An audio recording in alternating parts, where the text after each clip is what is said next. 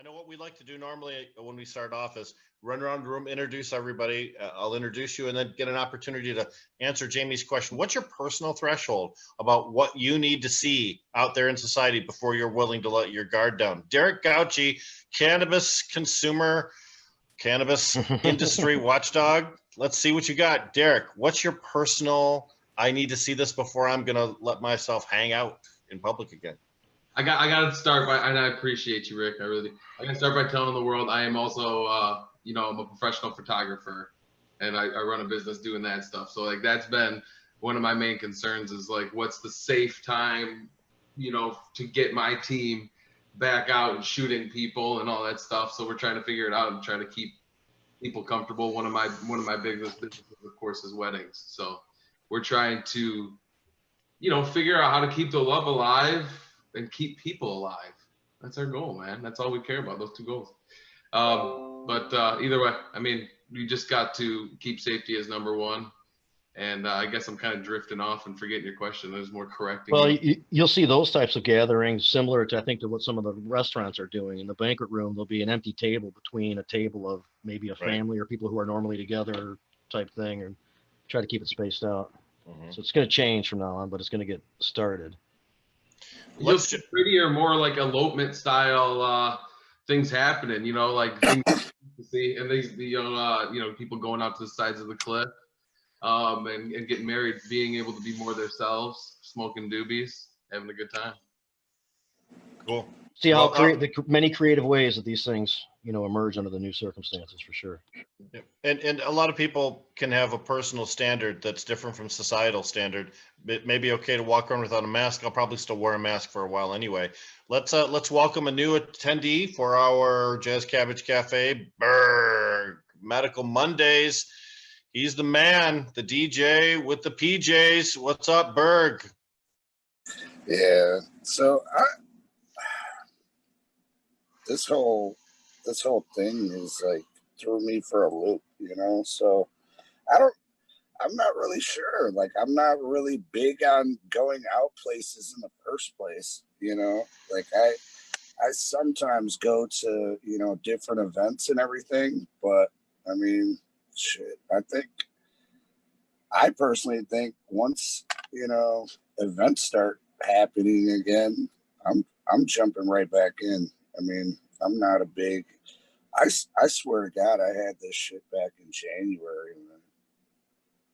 So a lot of people that feel that way, that they were ill at the late last year or early this year, they felt like it might have been a version of COVID. And in some instances, we believe those antibodies might give us a degree of protection. So that's what you're thinking, Berg, right? Yeah, for sure. I just read a little bit of an article yesterday about Canada doing research on cannabis possibly, not being able to cure it, but, tone down the effects, and, it might not be able to, fully take hold on your immune system. So I did a report on that on Saturday that will probably air during this meeting tonight, during this show. Essentially, what they found is that smokers have fewer of the ACE2 receptor cells in their lungs, which are the cells that COVID binds to.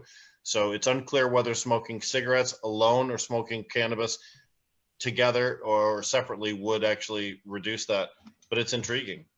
Well, and Dr. Rosania last week was saying that he makes perfect sense to him. And when I was reading to him what some of the early indicators were about cannabis maybe being helpful with the virus, he said that's just the tip of the iceberg. Anything that's like this, it should be helpful for. Jim Salame, you are a healthy guy. You are someone who keeps in shape. Home of Medicine, Decriminalize Nature Ann Arbor, an entertainer, so many different things you do.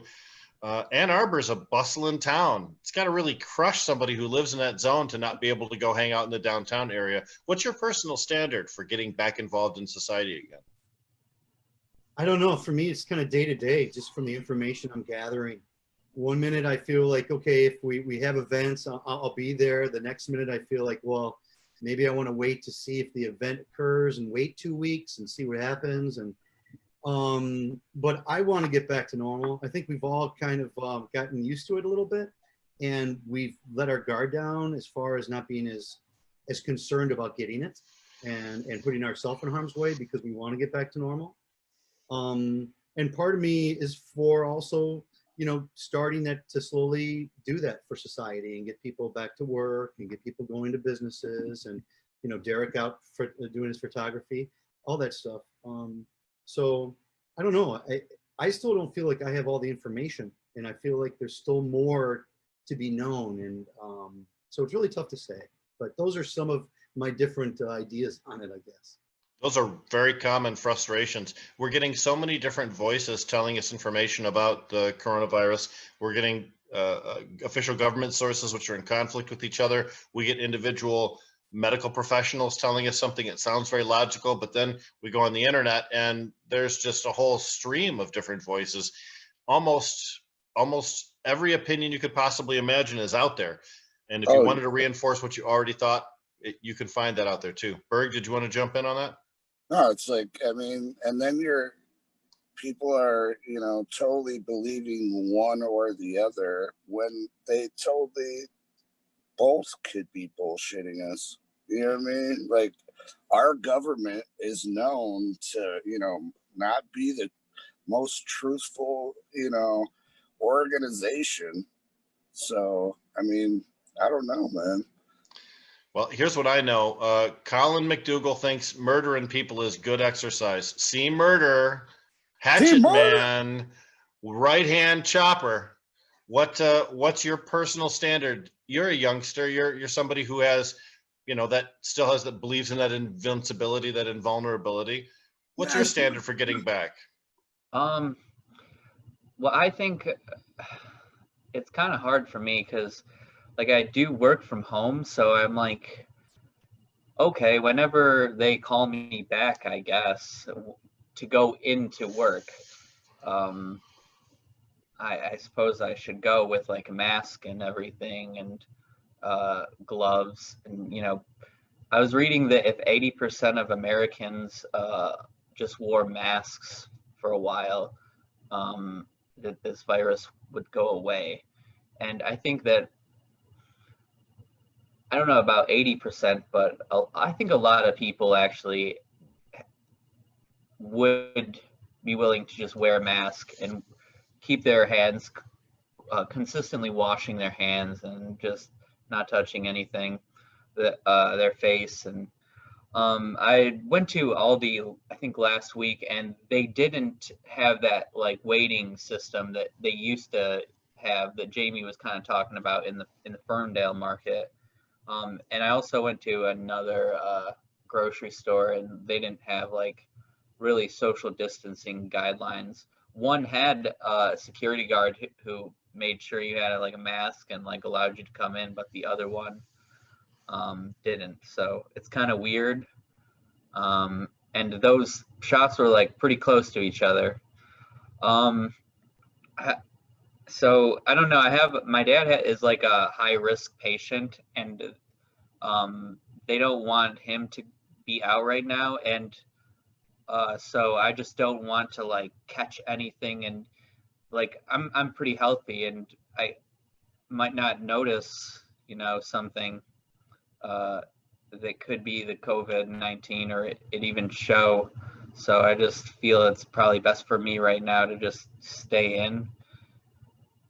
You don't want to be an accidental carrier bringing home the disease to your loved ones. That's the same situation I'm in too. I have folks in my life that are vulnerable, whether because of current cancer treatments or because of age. I'm very cautious about what I do. Having said that, I went to 4 different places today before the show. So in each one of those, I wore a mask. I wore my super awesome Diamond House 1212 cannabis leaves on my face, showing it off in public mask. Thank you, Phil Vasquez, Diamond House International, 1212 seeds. Yeah. So I think for a long time, it's probably going to be each one of us individually that decides what we're going to do to protect ourselves, because there's a lot of people out there already deciding no mask, no way. I mean, haven't y'all seen that when you go out? There are certain people that are just defiant and will not comply no matter what. Yeah. I saw stores and seen that. I think it's about 60% of the people are wearing them, and about 40% are not, from what I've seen. Yeah, like personally, the only place that I wear a fucking mask into is like CVS. Like, I haven't really been out. I've been working and at home in the gas station, you know. Out of those three places, you know, I'll wear a fucking mask at a drugstore, you know, and that's only to make other people feel comfortable. It's not for me.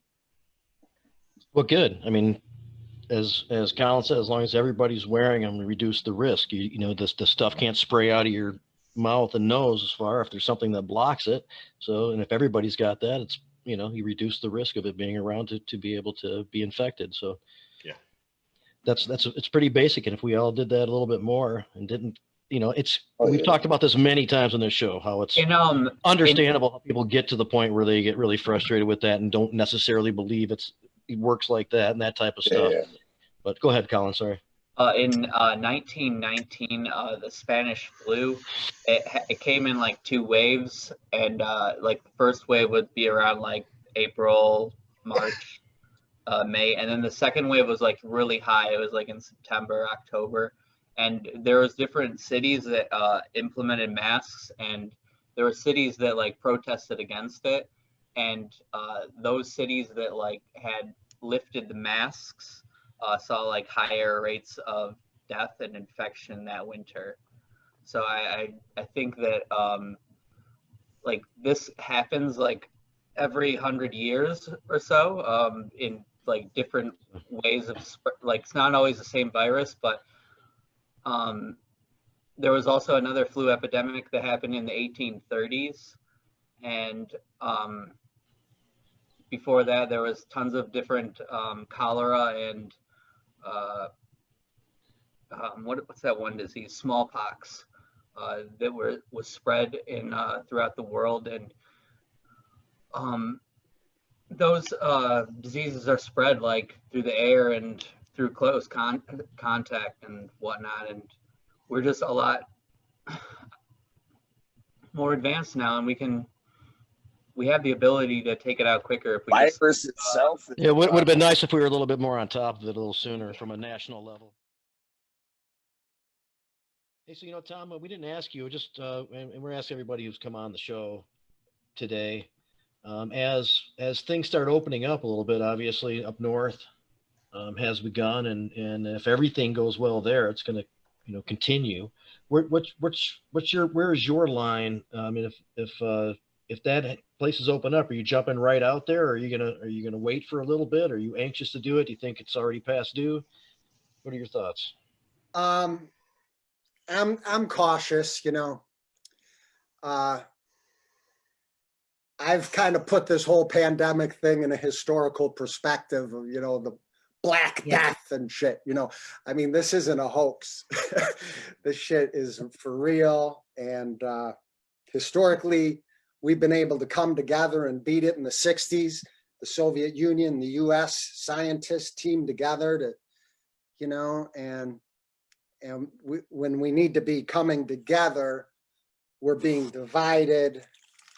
And it's very unfortunate in my view. You know, I think that, you know, I agree that the economic impact is a real thing too. And I want, you know, places to reopen with the social distancing. I don't think they're necessarily mutually exclusive, you know. A lot of businesses can't work remote. Luckily, in my business, we are able to. So I shouldn't be too judgmental because I'm lucky. But pandemics, until we have a good treatment, you know, it could wipe out a lot of people. So I'm more on the stay at home, stay safe side of the spectrum, just following my governor's advice. And I kind of look at it like, okay, the legislature came down with the game plan and the rules that we're all going to play, let's say, a game of football, and Governor Whitmer is our quarterback, and the plan is a cogent public education plan on social distancing to try to stem the spread. And the people in their game are like tripping the quarterback. And I'm sitting over on the bench, you know, wishing I was in the game. I'm pissed off. They're in the game. They're like tripping our own quarterback, you know, these Republicans, by undercutting her communication. I mean, the play has been called. We got to communicate social distancing and wearing a mask. And then these guys are going to get in the way of that. It's too late. They passed the law back in 1950. She's now the executive. She's implementing the law. I mean, I disagree. Well, it was challenged, and the judge said that the challenge was meritless. So Yeah. there's, for clarity, the governor can do that under these circumstances, not for the flavored vapes, it turns out, which I agree with too. That wasn't the same kind of an emergency. This is how we learn where the parameters of the government's authority is. We learned that sometimes she steps over the line, but sometimes she's acting within the line. And when it comes down to it, the legislature needs to be, you know, a group of linemen, right? Yeah. As the analogy Tom's using, instead of bitching about the play that's being called and trying to run something different, you have to follow what the quarterback's called. And when she says hike, everybody's got to be moving in the same direction with the same idea and the same program in mind. And when they want to do their own thing, then it's just chaos. It's like the Detroit Lions actually playing football instead of being off this season. I mean, if we look I'm back all on it later, for freedom of speech. I'm all for challenging government. You know me. you know, we But hope that it's wrong. We hope that it's not that bad. Really, we all want it to not be this big deadly pandemic that it is. And Yeah, I don't want it it. turns out not to be as great. But let's not just assume that it's not at any point. We've seen what's happened around the world and in our own state now, and so let's I've had clients die. I've had a client's mother die. I've had, you know, a good friend in the movement. She had that little 12-year-old girl and her mother who died. I mean, it's Isaac Robinson, who's a, you know, state representative Isaac Robinson, who's been to Cannabis Counsel many times. He was a friend of ours, friend of the movement, jolly guy, always a smile. Yeah. Huge, gentle, gigantic guy, but always happy and very, very understanding, very wise, and taken too young. He was our best legislator. Last week, I had my senator, Morris Hood. He was a Democratic floor leader. He passed away from COVID-19, and he was also a really good legislator on our issue, and he always introduced it and sponsored it too. That's right.